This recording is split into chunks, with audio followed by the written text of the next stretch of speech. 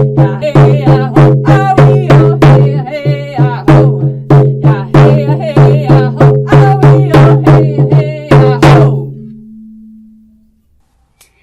everyone, and welcome to a very special Shaman's Way podcast.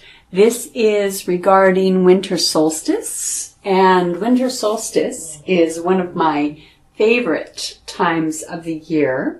I tend to actually like more of the celebrations on the north side of the medicine wheel than I do on the south side of the medicine wheel. I was noticing that actually this morning.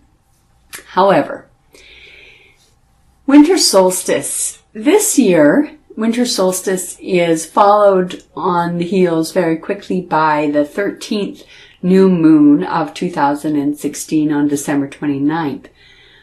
The solstice sun, I'm not sure if many of you have observed, but for the 3 days of solstice, so the 21st, 22nd, 23rd, the sun barely moves on the horizon for those 3 days. It lingers as the earth turns, but wait, as the earth turns, we come up over top of the medicine wheel and we make that slope from darkness into light.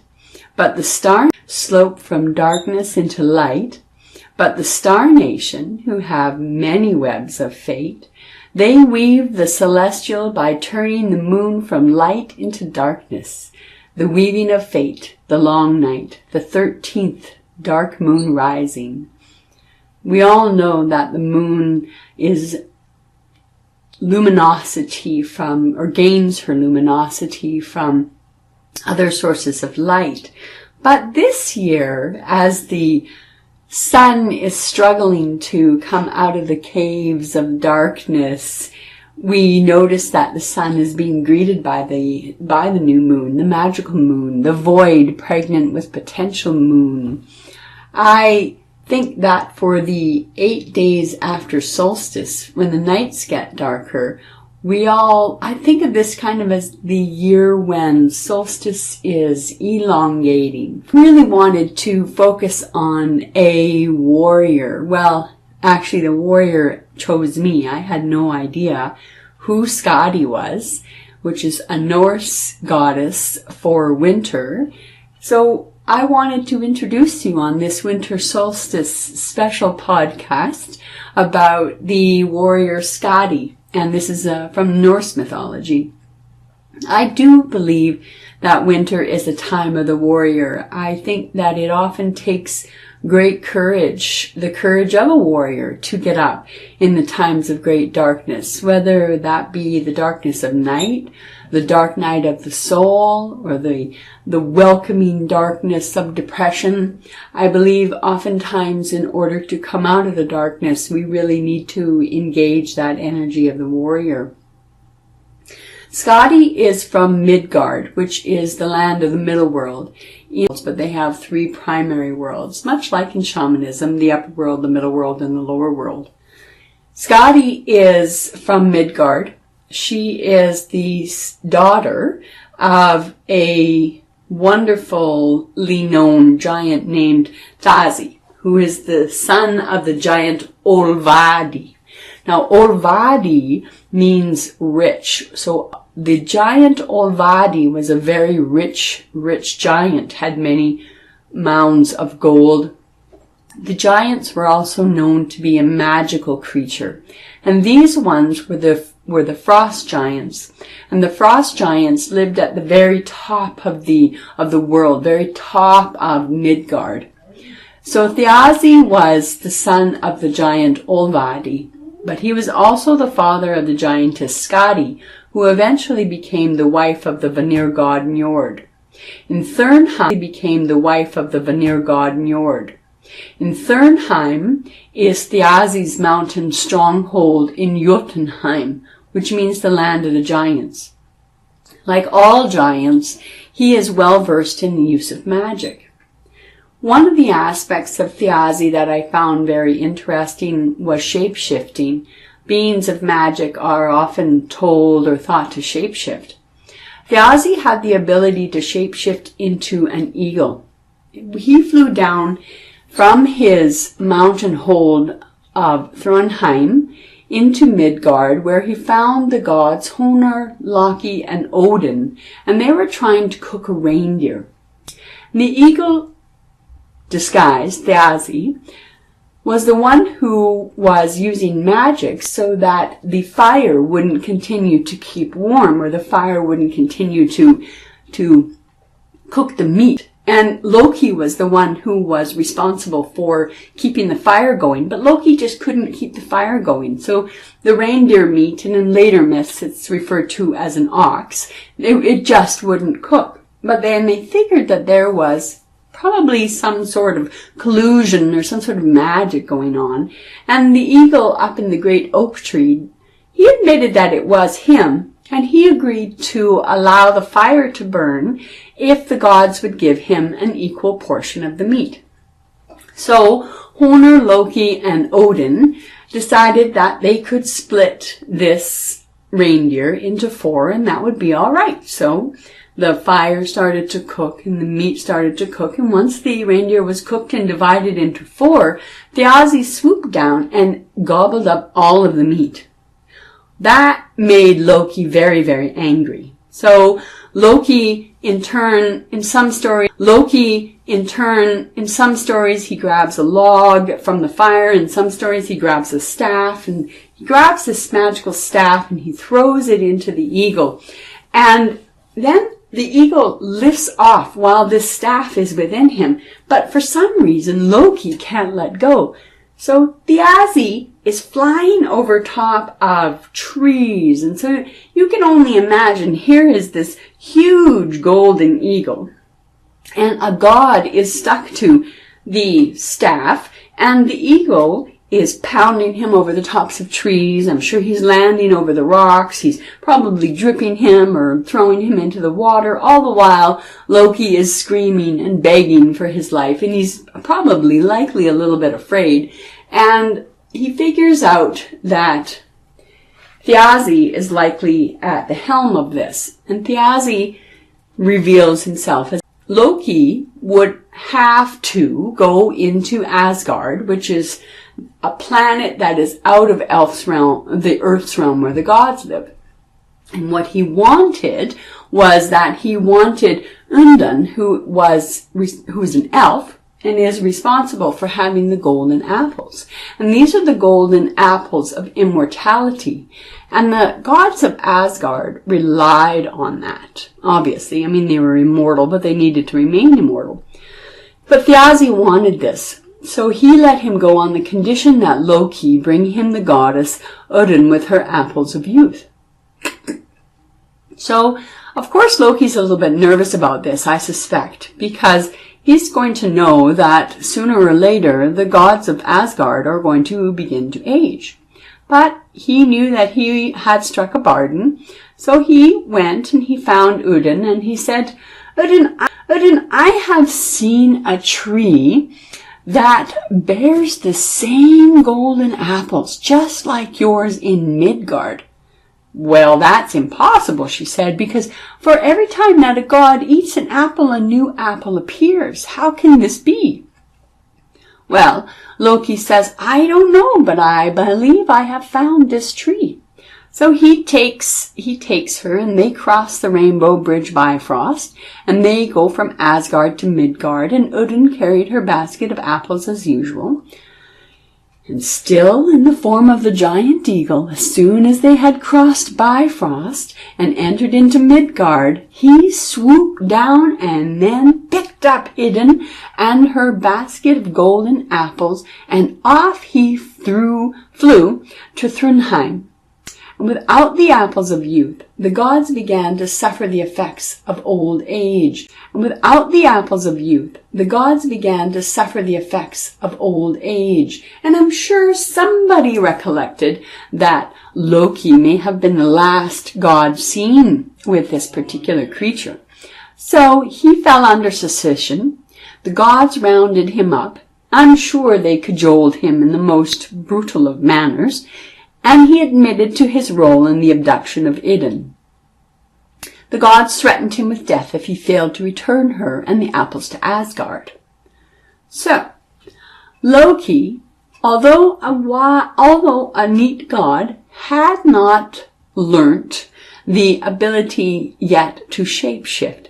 So he borrows a magic falcon skin from the goddess Freya and assumed the form of the falcon and flew to Thrundheim and located Idun and transformed her and her basket into no idea what was going on.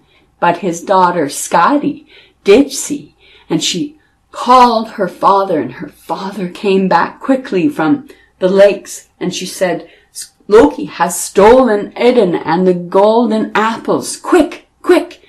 So Thiazi, he turned back into the golden eagle and he flew as hard as he could. And he flew after Loki, and Loki, being the falcon, was flying as fast as he could. And together they flew, and Thiazi was catching up and catching up and catching up. And the gods in Asgard were watching this.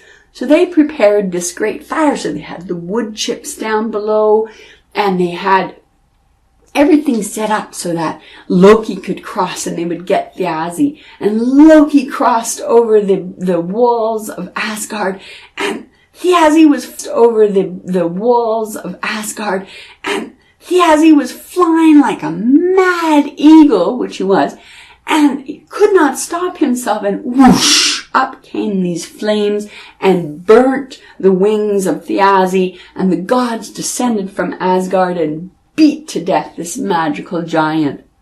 And in compensation, or perhaps in second thought, Odin took the eyes of the fiery giant, the golden eagle, and he placed them as 2 stars in the mountains, or in the sky, to forever be able to look down on his world, his place. Well, that's all quite interesting in that regard. So now let me get on to the story of Skadi, who then became, as the mythology grew, the goddess of winter. Or, really, in fact, she was never a goddess because she is a giant, and giants are magical. So as we look further, is a Norse word that is identical to harm. I know, right? And if we go further into Germanic language, then the Skadi is a word that has referred to a shadow, or the shadow side.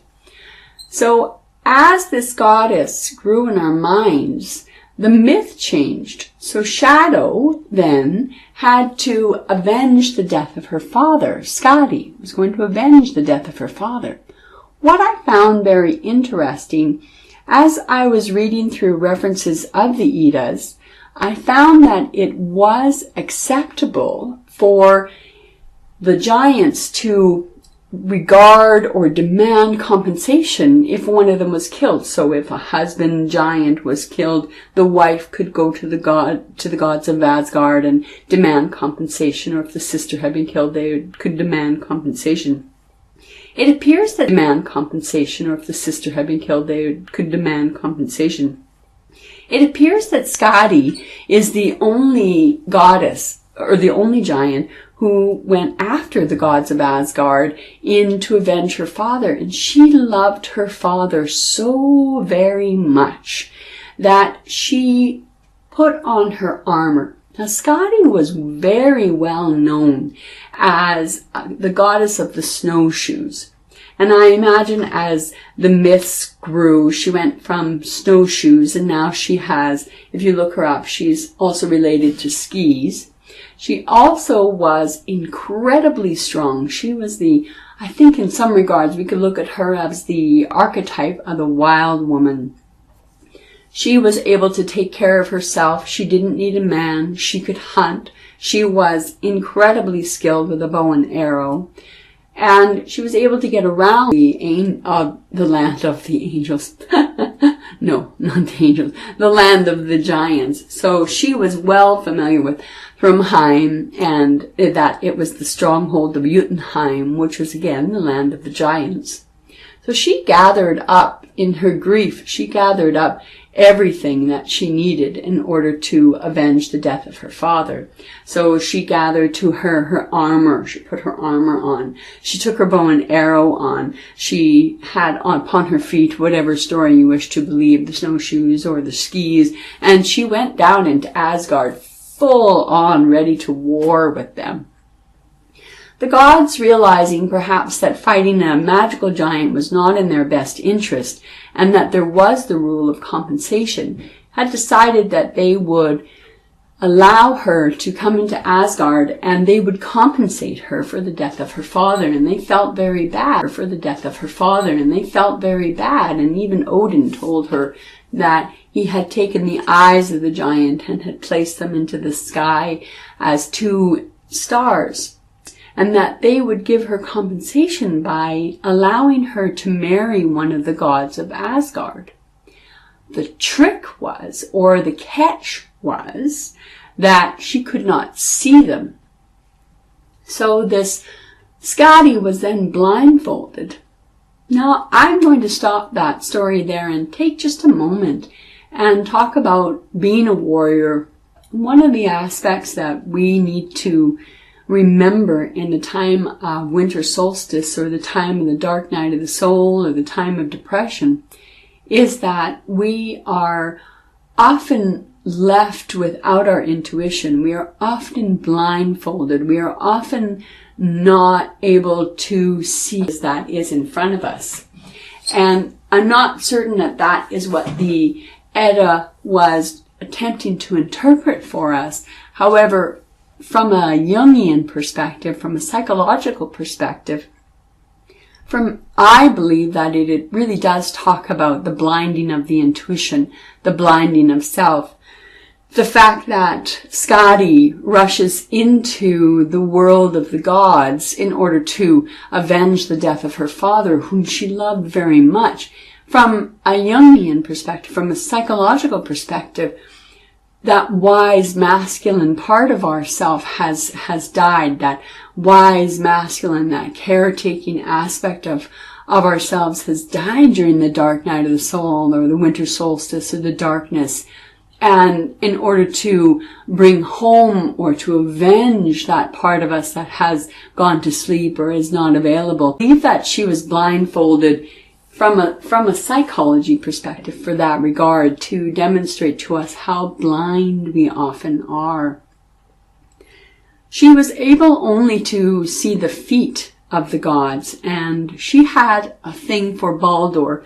And Baldur apparently was a very handsome god, and was apparently very well sought after, and was not married at this time. So she watched the beautiful feet go by her, and she chose based on that. Well, what she didn't choose was Baldur. She didn't choose Baldur at all. She chose the feet of Njord, who was the god of the sea. As she was a giantess who lived so high in the mountains, again, she was called the snowshoe goddess, or she was called the winter goddess. She then had to be married to a god that is a god of fertility, a god of the sea, a god of warmth, and they couldn't do this. They couldn't get married, or they couldn't stay married. In the beginning of the marriage, it was in cycles of 9, which if we stop, so for 9 days, she would live at the place that Njord lived, which was on the edge of the sea, and he loved to have his feet in the waters of the sea, and as the tide went in and out, his feet, one of the reasons they were so beautiful is that they were constantly bathed and constantly cleaned by the water of the sea. And he loved the sound of the seagulls. He loved the sound of all of the seabirds. where Skadi found that to be absolutely unbearable. She hated the screech of the birds. Absolutely unbearable. She hated the screech of the birds. And in the Eddas, there's a poem that refers to how Njord hated the 9 days that he had to live in the mountains. He hated the sound of the wolves crying. He hated the sound of the wind. He couldn't stand the barrenness of the rocks. He couldn't stand the coldness. And then 9 days later, they would go into the sun, and she couldn't stand the heat, and she couldn't stand the screech of the birds of the sea. She couldn't stand the warmth. And I think it's very interesting, the number 9, because in numerology, 9 is the number of completion. So it's that cycle, that cycle. And here we have a giantess who is from the northernmost part of the world. So she really is that goddess of death. And here we have Njord and fertility. So we have death and birth coming together to try to be married. So I think that's one of the reasons why the Eddas have that cyclical nature in their relationship. Eventually the two of them separated, and further in the Eddas, she becomes the wife of Odin, and the wife of Odin, she bears many sons. Now Njord was an older god, and he already had twins. He had Freya and Frey, and they are the twins, but he bore them with his sister. And in many of the older myths, it is not uncommon for there to be children of brothers and sisters. We see that in our Egyptian mythology as well, just as an example. We have magic coming from this god. We have magic in the giantess.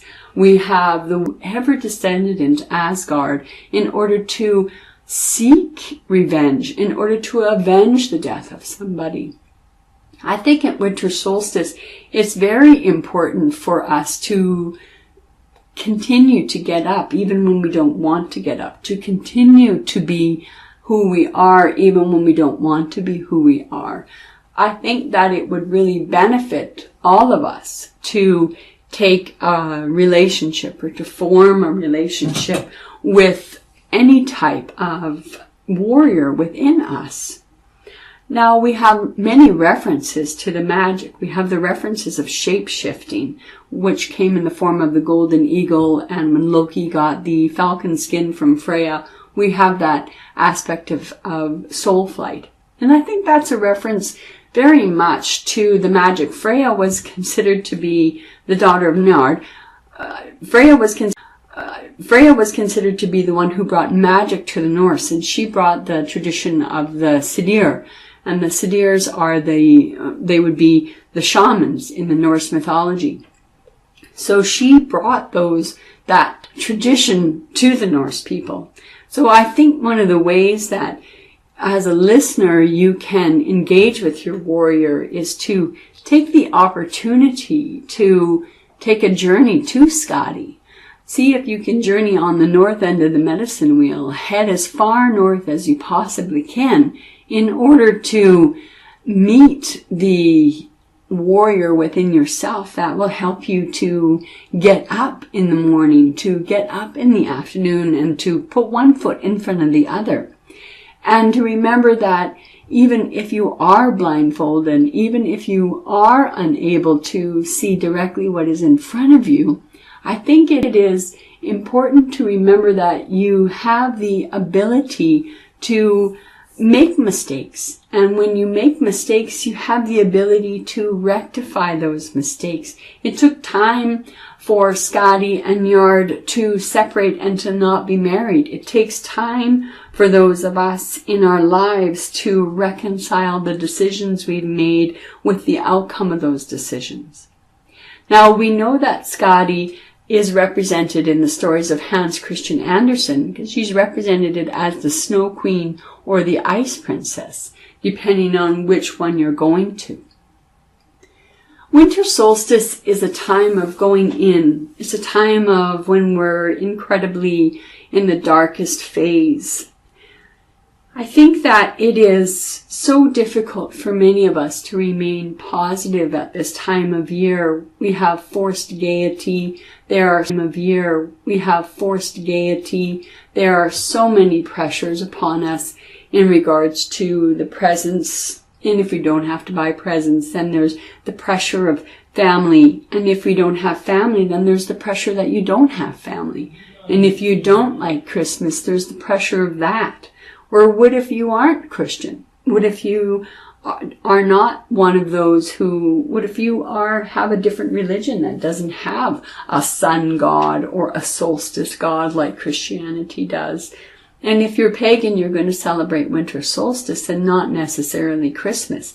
There's also that pressure. I know that at my work, it is, it's not unusual, or it's unusual to not celebrate Christmas or to have great fun over Christmas. And for me, it is more important to celebrate winter solstice. I like the dark night of the year. Journey during the dark night of the year, the darkest night of the year. I really like that.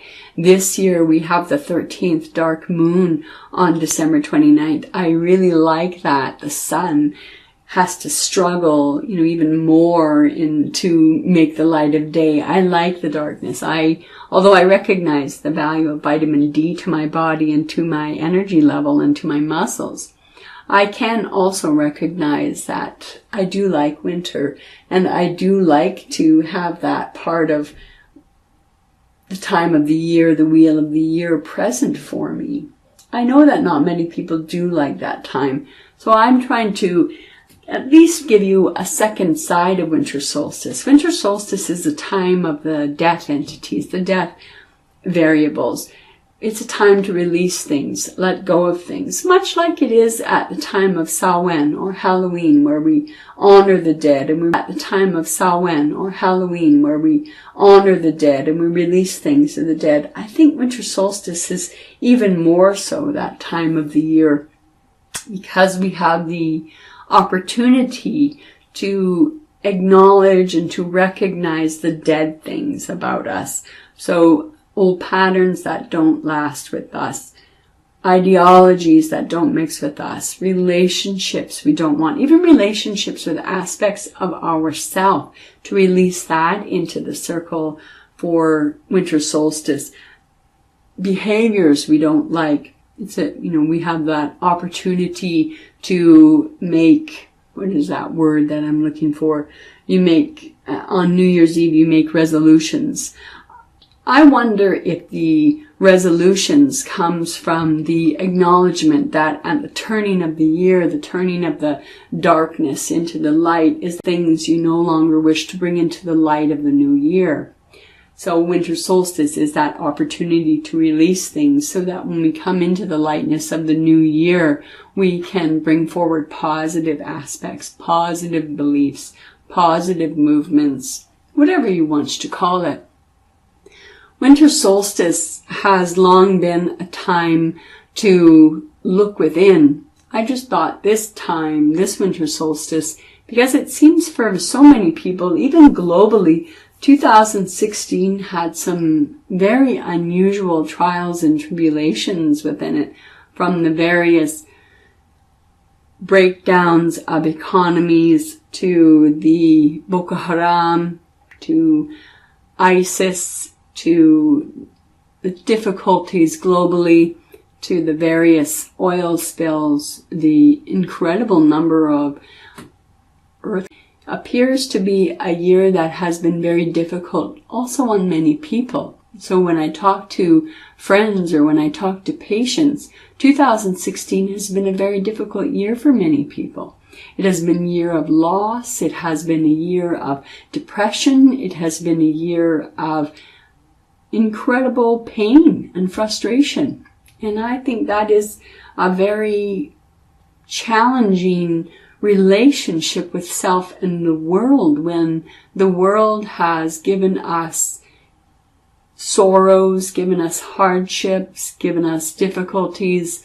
And then to top it off, there are so many of us that deal with depression, severe anxiety, with panic attacks. There are many aspects of this life that cause us to become and feel as though, not become, but feel as though we are less than ourselves. We are less than our happiness. We don't have enough to bring happiness. We don't have enough to engender the lightness of being. I would like us at winter solstice to reflect on the warrior Skadi. I would like us to focus on the strength of Skadi. I would like us to focus on going against all odds. Skadi went against all odds to enter into Asgard. And Skadi had no regard for her own personal life. She really wanted to avenge her father's death. So the warrior within us is willing to get up and to fight for us regardless of the consequences to itself. We'll never lose the warrior within us, but the warrior can go to sleep. So is this the time of the year when you really need to awaken Skadi? When I did my winter solstice ceremony on December 16th and we celebrated with a group of people, a lovely group of people, we did a walking journey with a drum, and as we would hit the drum on the word wake, the song was wake, Skadi wake, Skadi wake, Skadi wake up. As you walk in a circle, it is that moving meditation, it is that moving journey, it is that moving transition from one side to the next side. I encourage you to try that. Take your drum or your rattle and hit it on the word wake. And how does that feel to contemplatively walk or contemplatively sing that word, Skadi, to bring that embodiment of warrior into yourself? And then to journey after that. So go to shamansway.net and look at what we offer with respect to the drumming and the rattle tracks. And if you haven't already downloaded them, I really encourage you to do that. And to take a journey using the drums or the rattles to Skadi, to your warrior self, and negotiate with your warrior self, especially if you are suffering from depression or anxiety, or you have suicidal ideation, or you actually have plans. Try to engage the warrior of yourself and bring that aspect of yourself home and to the present. Bring it forward as one of the aspects of self. Wintertime is a difficult time. It is barely easy for anyone, and it's not always easy to get up and to minimize the challenge that you experience. However, I do wish to draw your attention to the fact that the Eddas and the old stories recognize as well that you have difficulties at this time of year, and that the stories of old have given you many variations and types of spirits to help you through this particular darkness, this particular time of the year.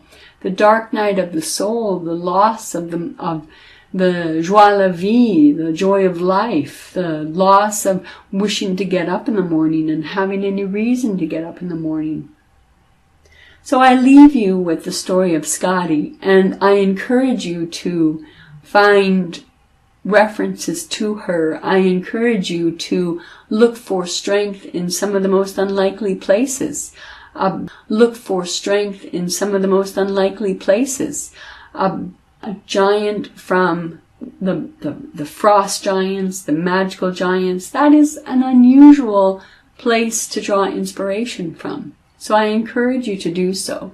And I wish you much wealth, much happiness, and much strength during this winter solstice 2016, this time of the turning of the wheel. And know that the long sun, the June 21st sun, is most certainly on its way back to the northern hemisphere in order to warm your days and warm your heart. But take this time, this moment, this darkness, and hold how special you are deep within, Remember how special you are. Remember you have a warrior. Remember that the world, remember you have a warrior.